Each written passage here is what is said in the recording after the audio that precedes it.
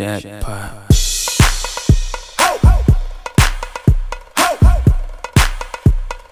We go, love, go. Sometimes he calls me. Let's talk about what happened this week. Just to tell me he loves me more than anyone else.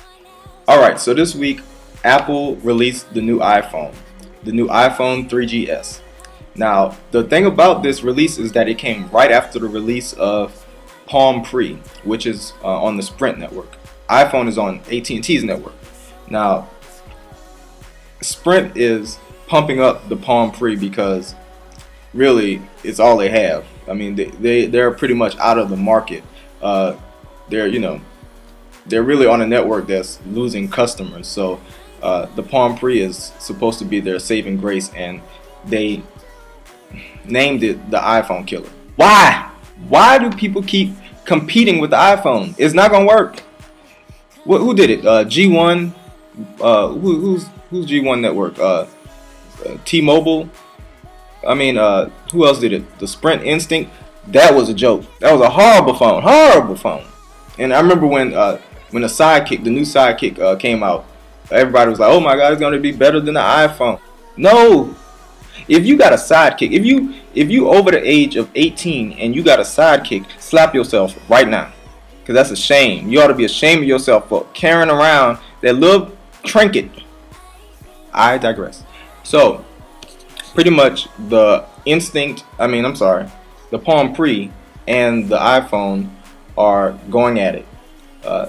The Palm Pre sold 50,000 its first weekend. Now, if we compare that to the iPhone, when it came out last year, the iPhone sold 1 million its first weekend. So, that's kind of, off balance. But we can't go by, past sales. We got to go by what happens this year, now that the economy is a little slower. We'll see how Apple does when they release the iPhone next week, June 17th. Make sure you go out and get it.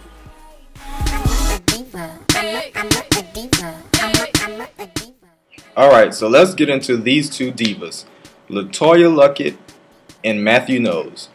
Yes, the two divas.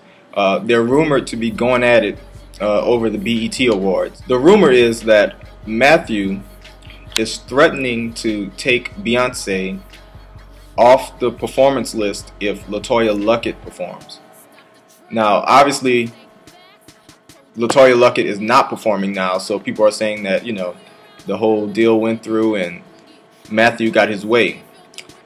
Personally, I think whoever started the rumor is from LaToya's camp, and if you haven't noticed by now, she actually has a CD coming out. And if you didn't notice, don't worry, you're not the only one. There's a lot of people who don't know she's actually about to drop an album. So this whole thing, see, the music industry is crazy. You gotta have some kind of buzz around you in order to actually sell records. So pretty much, I think someone from the inside of LaToya's camp is trying to get this rumor stirring so that LaToya can actually get some press. I mean, what better way to get press than to go up against Beyonce? I mean, it's been done many times before. Let's look at Carrie Hilson.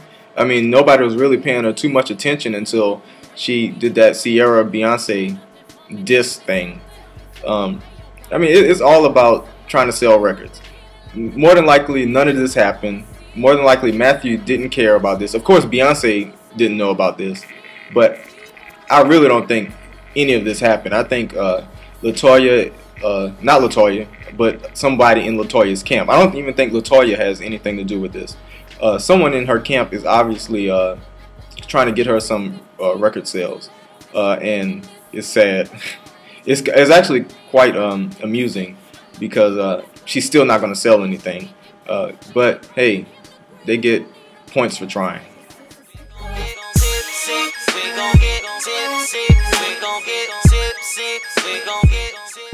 Okay, I'm going to get past this last bit of news really quick because it disturbs my spirit every time I start talking about it. It's pretty much about Pretty Ricky and one of the members, Spectacular. I'm sure you've seen a video of him grinding around and doing a grind off challenge with Bow Wow and all of the other male groups. Anyway, he was offered $100,000 by Flavor Magazine. Now, Flavor Magazine is a gay magazine, so everyone's kind of like sitting on edge, wondering if he's going to accept this offer. If he does, I mean, it doesn't mean that he's gay or anything. It shows that he's very desperate for money. So I just want to know, what do y'all think about the whole spectacular in Flavor Magazine and the offer that he's getting for $100,000? And you know, I still haven't seen that whole video yet, and actually I refuse to look at it because I don't want to see him dancing around in his stuffed underwear, looking like a fool. You know, the gay community moved 2 steps forward, he knocked them 2 steps, 5 steps, 6 steps back. I don't want to see it. So y'all enjoy that video and let me know what y'all think about the whole Flavor Magazine $100,000 offer. Is he gonna take it? Is he? I don't know. Oh yeah, and one more thing. Subscribe to me on YouTube and follow me on Twitter.com.